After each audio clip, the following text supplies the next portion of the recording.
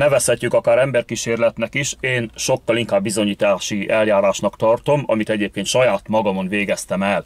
Az időhúzás elkerülése véget mindjárt láthatjátok a videóbevágást is az eredményekről, csak néhány gondolat még előtte, aztán majd a bevágás után folytatom a részletekkel.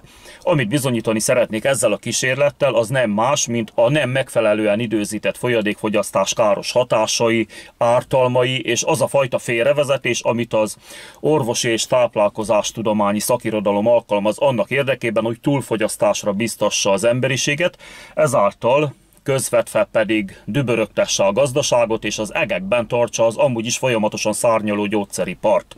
Ez a félrevezetés két fő pilléren nyugszik, az egyik a kalóriaajánlás, a másik pedig a folyadékfogyasztásra vonatkozó ajánlás. Jó magam már legalább 25 éve elzárkózom az efféle ajánlásoktól, és csak a saját észjárásomnak megfelelően kezelem ezt a dolgot. Az elmúlt egyéves időszakban, mint bizonyítási eljárásban eltértem a régi étkezési szokásaimtól, ami a 77. videómban van ismertetve, linkje a leírásban, és naponta csak egy normál étkezéssel éltem, valamikor 12 és 16 óra között. A 182 cm testmagasságom és 100 kg körüli testsúlyom szakirodalom által diktált kalória szükségletének körülbelül az 1/3-ával éltem heti 6 napon, heti 1 napon pedig csak vizet ittam, legfeljebb 1 liter mennyiségben.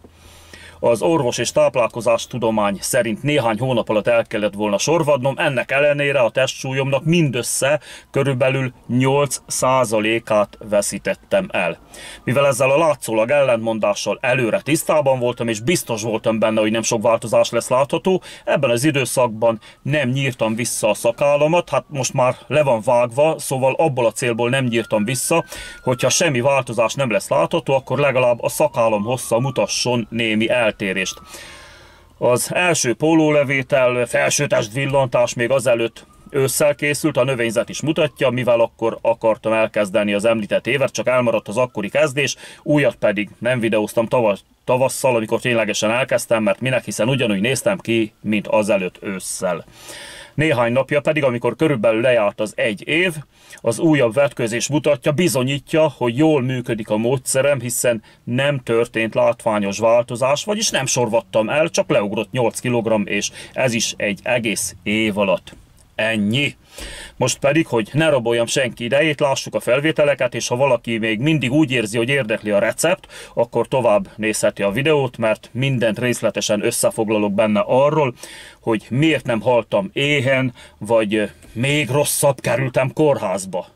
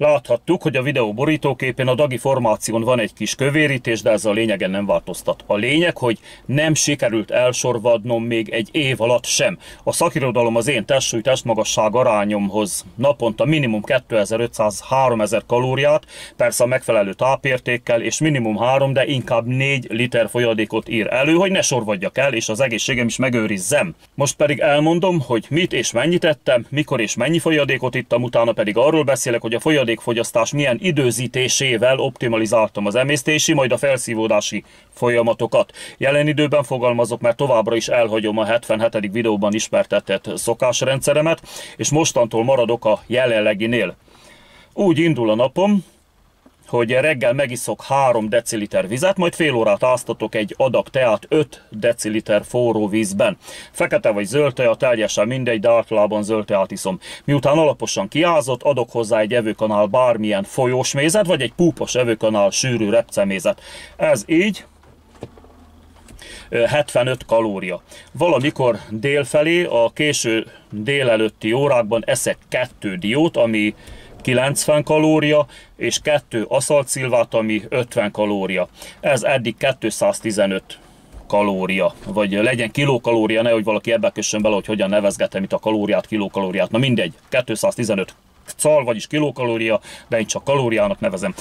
Valamikor 12 és 16 óra között megeltek egy normál étkezést, ami egy átlag éttermi menü vagy iskolai menza tartalmával ér fel 400 és 600 kalória között, átlagolva 500 kalória. Ez eddig 715 kalória. A napot közvetlen lefekvés előtt 3 deciliter tejjel zárom, ami 150 kalória. Ez eddig 865 kalória, ami az én esetemben a napi szükséglet kevesebb, mint 1/3. Néha, de tényleg csak ritkán előfordult, hogy ettem ezek mellé egy-egy valamilyen gyümölcsöt, kefírt vagy natúrjoghurtot. A tőlem megszokott szőlőhegyi improvizációs videókról meg azért tudni kell, hogy a legtöbb esetben az ilyen eseményeken egyáltalán nem eszek, nyilván érthető okokból, ugye sok fröccs, sör, stb. Megkeveri a gyomrom, másnapos leszek, meg minden bajom lesz, na mindegy. Egyébként meg hetente 1 napot kihagyok az étkezésből, olyankor csak vizet iszok, körülbelül 1 liter mennyiségben.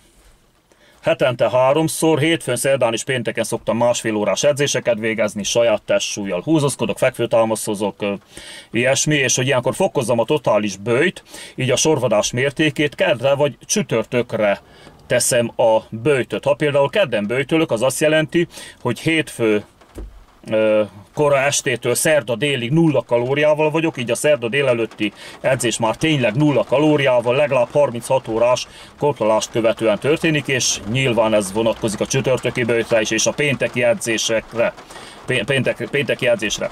Ezek a böjtök hetente csak egyszer történnek. Délig végzek az edzéssel, amit megjutalmazok egy adag protein turmix itallal, nagyon kevés vízben oldva. Ilyenkor az említett 865 kalória mellé jön még ez a 90 kalória, így lesz belőle 955 kalória a napi érték. Most, hogy lejárt ez az 1 év, a továbbiakban is folytatom ezt a rendszert, annyi különbséggel, hogy elhagyom a heti 1 napos vízböjtöt, viszont 2-3 havonta egyszer elvégzem úgy, hogy akkor 2, maximum 3 napig folytatom. Első nap csak víz, második nap már ihatok mézes teát reggel, és mehet a 2 dió és 2 aszaltszilva is, este pedig a 3 deciliter tej. Harmadik nap már ehetek egyéb gyümölcsöket és zöldségeket is, mint például karalábét vagy bármit. Ja, és azt még meg kell említenem, mivel a zsíros kenyér a kedvenc ételem, valamikor fél évnél egy alkalommal megettem egyszerre fél kiló kenyeret, legalább 20 deka zsírral, de ez csak egyszer történt ebben az időszakban. A délelőtti étkezés pedig továbbra is tiltó listás marad, kivéve a wellness szállodákban töltött időt, mert hát azt ugye ki nem hagynám, azt azért meg nem is szabad kihagyni, amúgy meg ilyen helyre eléggé ritkán jár a magamfajta, úgyhogy attól nem kell félni, hogy az majd felborítja a rendszeremet. Most pedig elmondom, hogy meggyőződésem szerint miért nem szenvedtem le semmilyen hiánybetegséget, vagy miért nem sorvadtam el. Azért, mert kiiktattam a folyadékfogyasztás káros hatásainak, ártalmainak a lehetőségét. Több videómban is beszélek róla, ezekből 2-t, a 2-est és a 440-et be is linkeltem a leírásba. A lényeg, hogy hiába eszik valaki nagy mennyiséget, ráadásul többször is naponta, ha bármilyen folyadékot iszik evés előtt, közvetlen, utána, vagy ami a legrosszabb közben, akkor a bevitt táplálék csak kis részben fog hasznosulni, mert egy részét emésztetlenül lehúzza a WC-n, más részét pedig a kiválasztó szervek nem fogják a rendeltetési helyükre engedni. A fehérjéknek alacsony pH értékű sav kell a gyomorban, hogy aminósavak essenek szét, különben nem fogja a májunk fajra jellemző fehérjékké újraépíteni őket, a zsíroknak pedig enyhén lúgoském hatású emulgálószerre, vagyis epire van szükségük a nyombélben, különben ugyanarra a sorsra jutnak, mint az emésztetlen fehérjék. Gyomor egyenlő emésztés, belek egyenlő felszívódás. A kiválasztást vagy a hasznosulást most hagyjuk. A belekben már mindegy, hogy mennyi folyadékot kap az elfogyasztott étel, sőt, ott már inkább a több folyadék az előnyös, de a gyomorban kifejezetten ártalmas az említett oknál fogva. Folyadékot csak kiürült gyomorra, különben az étel egy részét csak élvezetből, ugyanakkor fölöslegesen fogyasztottuk el. Én személy szerint evés után akár 3-4 órát is várok a folyadékfogyasztással. A leveseket csak élvezeti cikknek tartom, amiből semmiféle fehérje hasznosulásra nem számítok. Ennek a módszernek köszönhető, hogy a hivatalos ajánlások töredékével is elég ellátnom a szervezetemet, mégsem esek össze az utcán. A megfelelően időzített folyadékfogyasztással ugyanazt a tápanyag és kalória mennyiséget veszi fel a szervezetem az említett kis mennyiségből, mint annak az embernek a szervezete, aki ennek a 3-4-szeresét, vagyis nagy mennyiséget eszik nem megfelelően időzített vagy túlzásba vitt folyadékfogyasztás mellett. Sokat eszik, de hiába, mert jelentős része megy a lefolyóba. A monológom végére még azt elmondom, hogy ha minden vitamint és nyomelemet megkap a szervezetünk, akkor nem leszünk kívánósak, mint a kismamák, nem fog folyton evésre ösztönözni a jelzőrendszerünk, hogy összeszedjük valahonnan a hiányzó adalékokat, csak a tényleges kalória, fehérje és szénhidrát szükségletünkre fog figyelmeztetni. Erről pedig a 79. videóban beszélek bővebben, annak is a linkje a leírásban. Bocsánat, még valami. A tojás a leghatékonyabb zsírégető, mivel, ha már valaki tényleg zsírégetésre akar utazni, mivel mindennel, még eszenciális aminósavakkal is ellátja a szervezetet, így az nem nyúl hozzá a saját szöveteihez, szóval mindennel ellát a tojás, csak kalóriával nem. A tojás 70 kalóriát ad darabja, vagyis a napi szükségletet az én súlycsoportomban 40 darab tojás fedezné. Még egyszer mondom, 40 darab, és az a minimum, olyan kevés benne a kalória. 5-6 darab elég a jó lakottsághoz és a szervezetünk teljes ellátáshoz naponta. Tehát mindent megad szó szerint, csak kalóriát nem, amit a saját zsírodból fogsz fedezni. Erről pedig a 454. videómban beszélek, annak is a linkje a leírásban. Jó egészséget!